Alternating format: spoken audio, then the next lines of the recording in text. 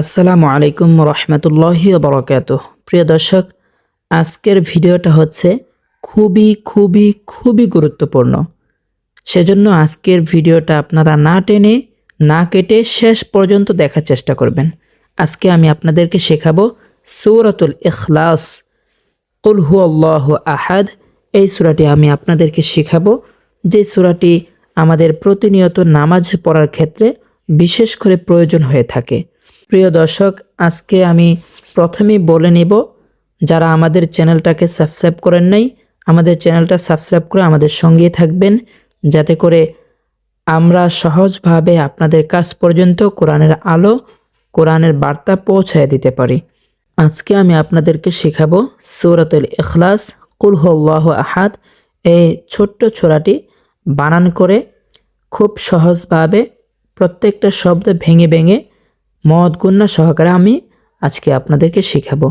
যেই সূরাটির অনেক ফজিলত রয়েছে, হাদিসের মধ্যে পাওয়া যায় সূরাতুল ইখলাস কেউ যদি 3 বার পড়ে তাহলে তার এক খতম কোরআন শরীফ খতম দেওয়ার সওয়াব তিনি পেয়ে যায়।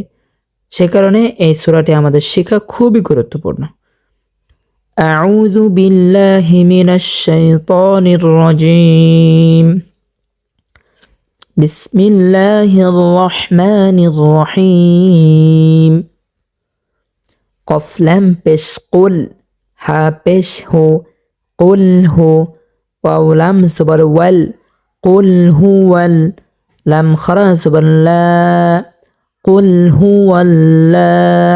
প্রিয় দর্শক, এখানে আমরা আল্লাহ শব্দ পেয়েছি এবং আল্লাহ শব্দের উপরে, আল্লাহ শব্দ তাসদীদের উপরে আমরা জবর পেয়েছি। সেই কারণে আমরা এখানে আল্লাহ শব্দ তাসদীদকে মোটা করিয়া পুর করিয়া পড়ব। যেমন ওয়াল্লাহু, কুল হুয়াল্লাহু, হা পেশ হু, কুল হুয়াল্লাহু। প্রিয় দর্শক, আমরা কফটা উচ্চারণ করব। কফের মাখরাজ হচ্ছে 4 নাম্বার মাখরাজ। জিহ্বার গোড়া তার বরাবর উপরে তার সঙ্গে লাগাইয়া 2 নুক্তাওয়ালা কফ। যেমন কুল, ঠিক আছে, কুল, কুল হু। প্রিয় দর্শক, আমরা হা যখন উচ্চারণ করব, হাটা আমরা 1 নাম্বার মাখরাজ হতে উচ্চারণ করব, হলকে শুরু হইতে একেবারে সহজভাবে। কুল হু, কুল হু ওয়াল্লাহু। আমরা এখানে আল্লাহ শব্দ তাসদীদকে মোটা করিয়ে পড়ব, কারণ হচ্ছে আল্লাহ শব্দ তাসদীদের যে কায়দা, সেই কায়দাটা হচ্ছে আল্লাহ শব্দ তাসদীদের ডাইনে যদি জবর অথবা পেশ থাকে তাহলে ওই আল্লাহ শব্দ তাসদীদকে মোটা করিয়া পুর করিয়া পড়তে হয়।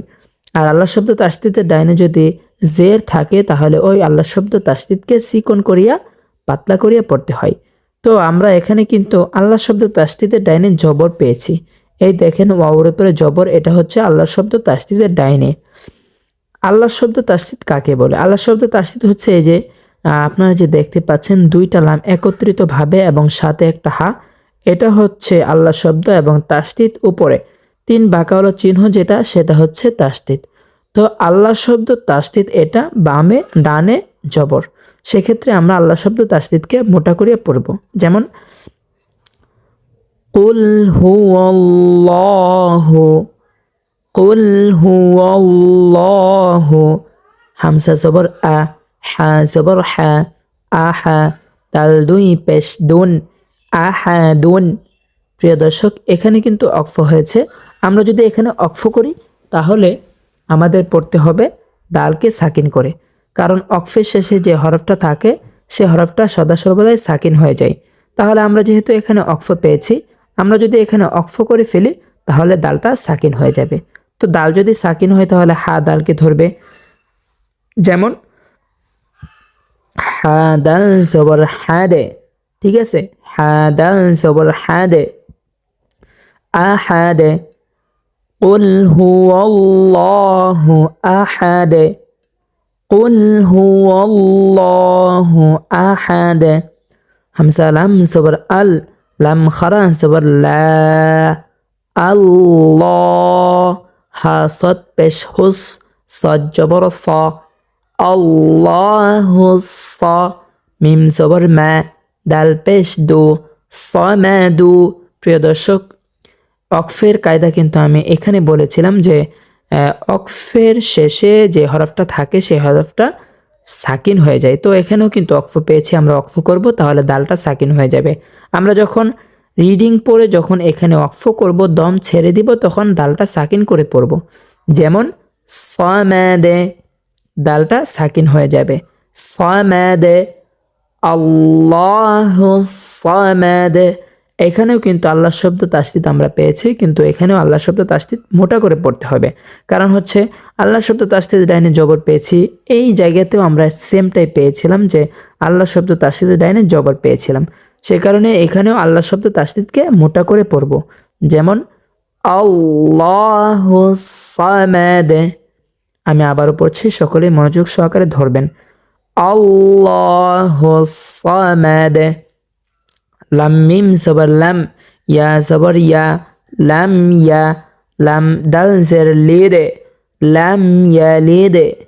এখানে কিন্তু একটা কায়দা হয়েছে, সেটা আমি বলতেছি। সেটা হচ্ছে মিম সাকিনের বামে যদি বা অথবা মিম আসে, তাহলে ওই মিম সাকিনকে গুণনা করে পড়তে হয়।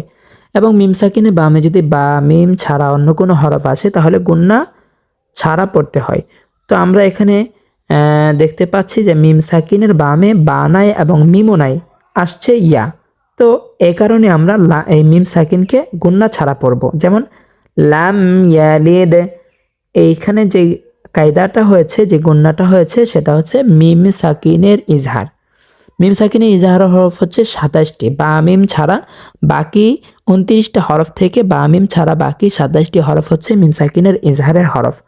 তো মিম সাকিনের ইজহার হরফ ইয়া আসছে, সে কারণে এখানে মিম সাকিনের ইজহার হয়েছে, গুণনা ছাড়া পড়তে হবে। যেমন লাম ইয়ালিদে, এখানে কলকলা করতে হবে দালকে। দাল হচ্ছে কলকলা হরফ।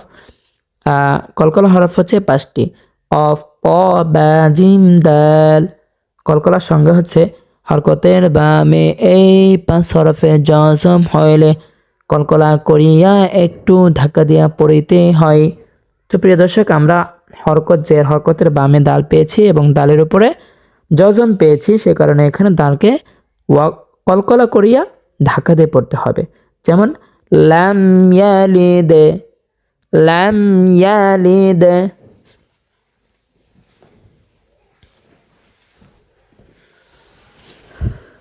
ওয়াও জবর ওয়া, লাম মিম জবর লাম, ওয়া লাম। ইয়া ওয়াও পেশ ইউ, লাম দাল জবর লাদ, ইউলাদ, ওয়ালাম ইউলাদ।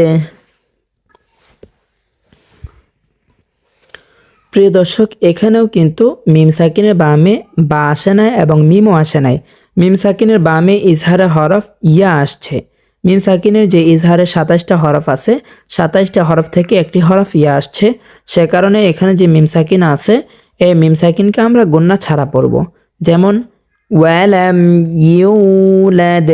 এখানে একালিপ পরিমাণ টান করিয়া পড়তে হবে। পেশের বাম পাশে যে জুমলা ইয়া আসছে, মধ্যে তবাই, ওয়ালাম ইউলাদ।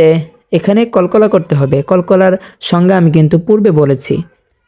হ্যাঁ, ওয়াও জবর ওয়া, লাম মিম জবর লাম, ওয়ালাম, ইয়া জবর ইয়া, ওয়ালাম ইয়া, কাফ লাম পেশ কুল, লাম জবর লা, কুল্লা, হা উল্টা পেশ হু, ইয়া কুল্লাহু, ওয়ালাম ইয়াকুল্লাহু।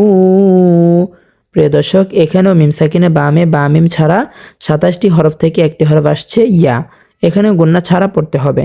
ওয়ালাম ইয়াকুল্লাহু।